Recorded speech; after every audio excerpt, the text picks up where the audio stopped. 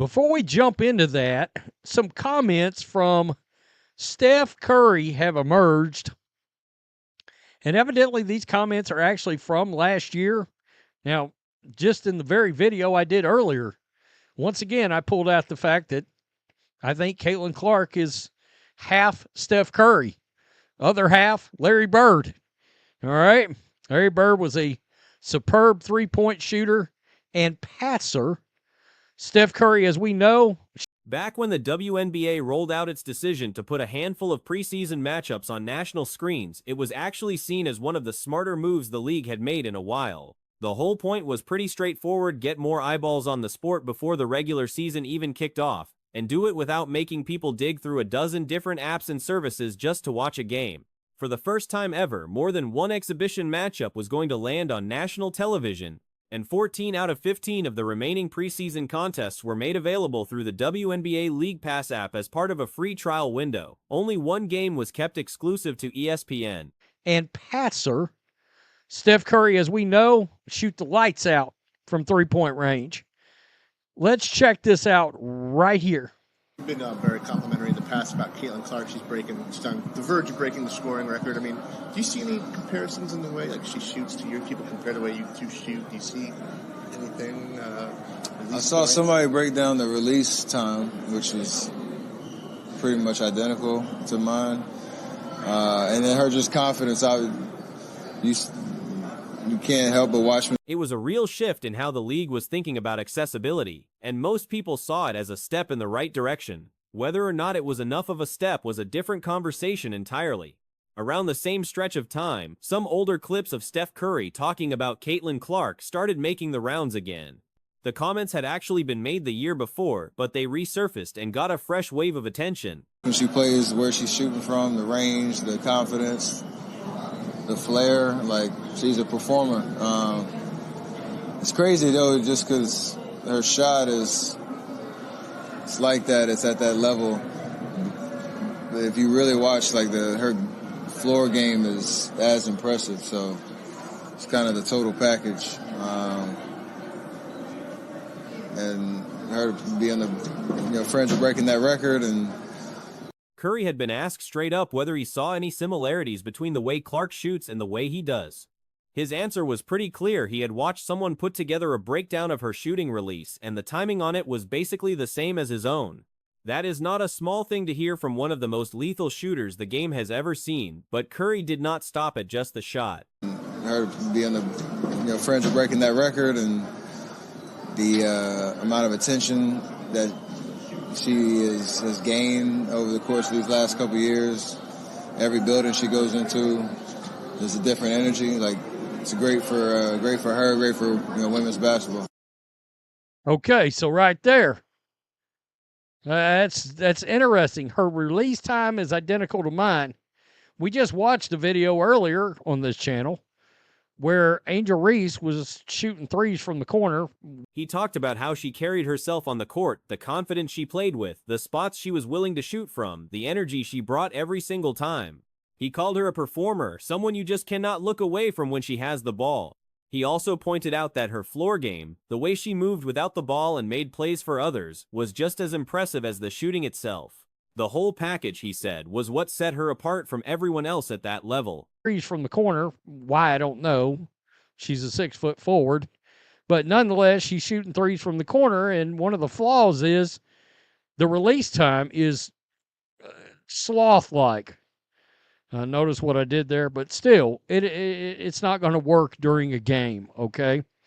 And one of Caitlin Clark, obviously one of her big gifts is the ability to just come down the court and all of a sudden, boom, pull up, bam, let it go, shoot it. The Clark and Curry comparison actually fit into a wider conversation that had been floating around for a while. Some people had started drawing lines between Clark's game and the styles of both Curry and Larry Bird, being known for his ability to hit from deep and pass the ball at a high level. Curry for the same kind of pure shooting range and confidence from beyond the arc. Clark seemed to pull a little bit from both of them, which was a big part of why she stood out so much from the rest of the field.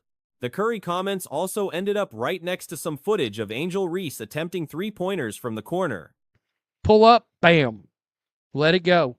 Shoot it, let it go. Very, very quick release, and of course she can hit at a high percentage with that release. So I saw these comments in this video, and I wanted to play it because I thought it was very interesting.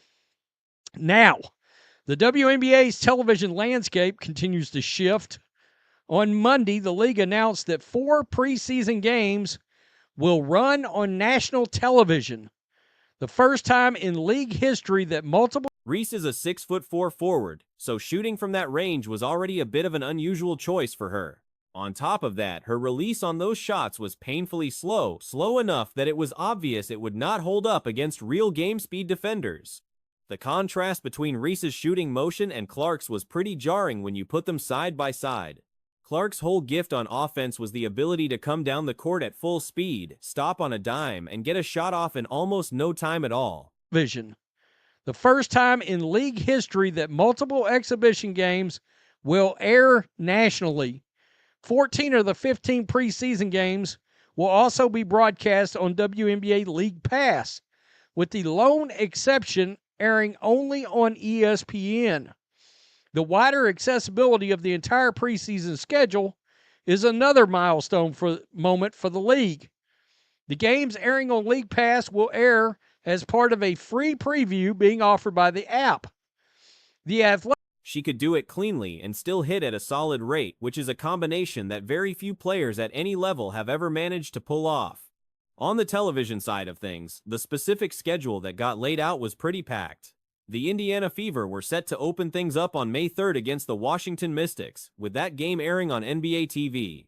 The following day, May 4th, the Fever were slated to take on the Brazilian national team in an exhibition that was going to run on ESPN. That one had already been announced beforehand and was the most anticipated of the bunch. Offered by the app. The Athletic previously reported that Indiana Fever's exhibition against the Brazilian national team on May 4th would air on ESPN. Caitlin Clark, Aaliyah Boston, and the rest of the Fever will also be on national television via NBA TV on May 3rd. For their preseason opener against the Washington Mystics. Lucy Olson might get some time in that game. Being a preseason game, maybe, just maybe. There was also talk that rookie Lucy Olson might actually get some court time during one of these preseason contests, which raised the possibility of Clark and Olson sharing the floor at the same time. That alone had people paying close attention. Meanwhile, newly drafted Dallas Wings guard Paige Beckers was scheduled to make her first appearance on May 2nd, going up against the Las Vegas Aces in a game set to air on ION. ION was a solid option for viewers because it was available completely free both through the Roku app and through a basic over-the-air antenna, meaning anyone with a digital antenna at home could pick it up without paying for anything. Now, there has been back channels discussions about Caitlin Clark participating in the NBA All-Star Game.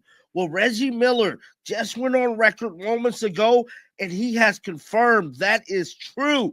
Caitlin Clark, and she's not coming alone, Sabrina Ionescu as well, will be taking part in this year's All-Star Game along with Steph Curry and Klay Thompson. Now, the two Splash Brothers is currently broken up, but it looked like that is not stopping them for possibly teaming up together. That same evening over at LSU, the Chicago Sky were playing the Brazilian national team in what was being billed as a sort of homecoming game, particularly for Haley Van Lith. Angel Reese was also expected to play in that one. Both matchups were on ION, making it a double feature for anyone who wanted to sit down and watch back-to-back.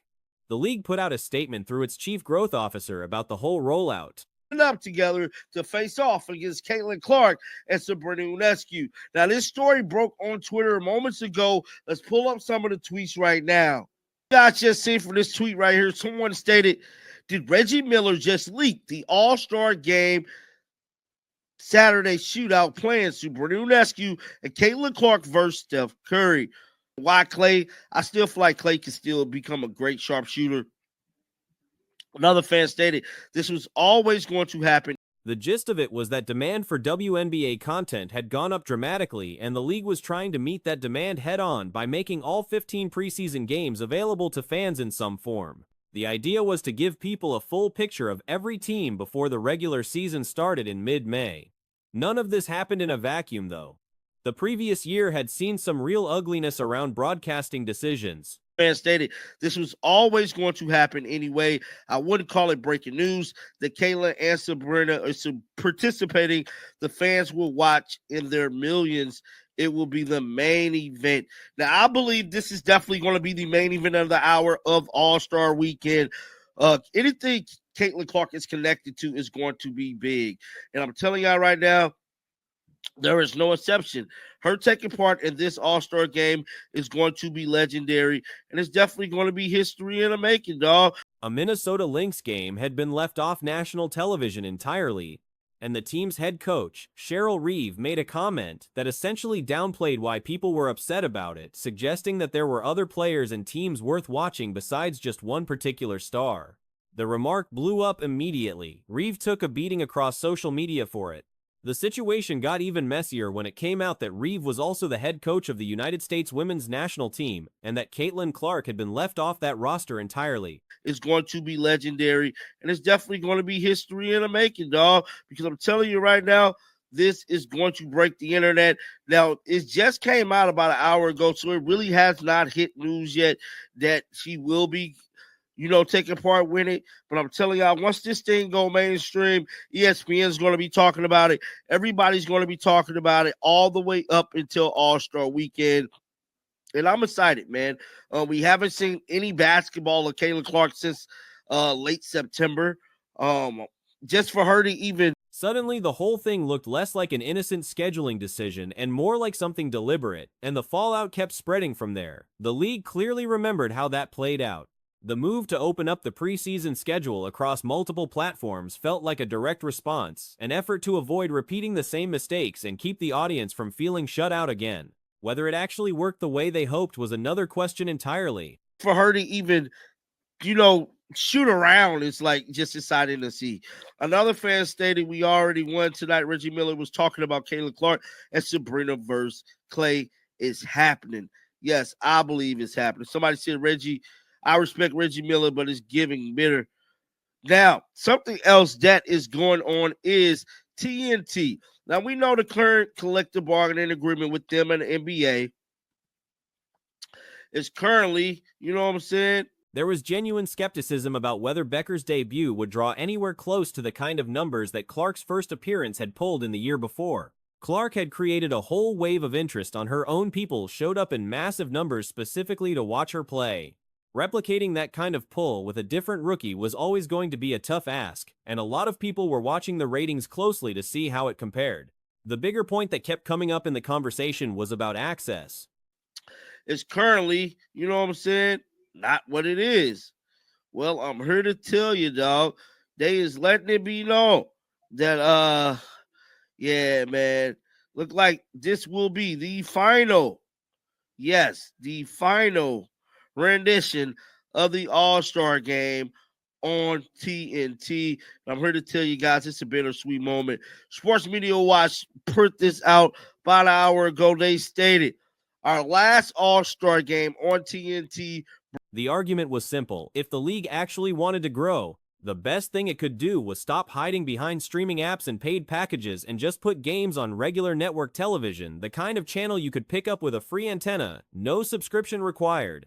That would remove every barrier between a casual fan and the product. Everything else, the apps, the previews, the cable deal, still required someone to go out of their way and look for it. Or ago, they stated, our last All-Star game on TNT, Brian Anderson notes on air, you don't get a ton of on-air acknowledgments, but that a network is losing its rights.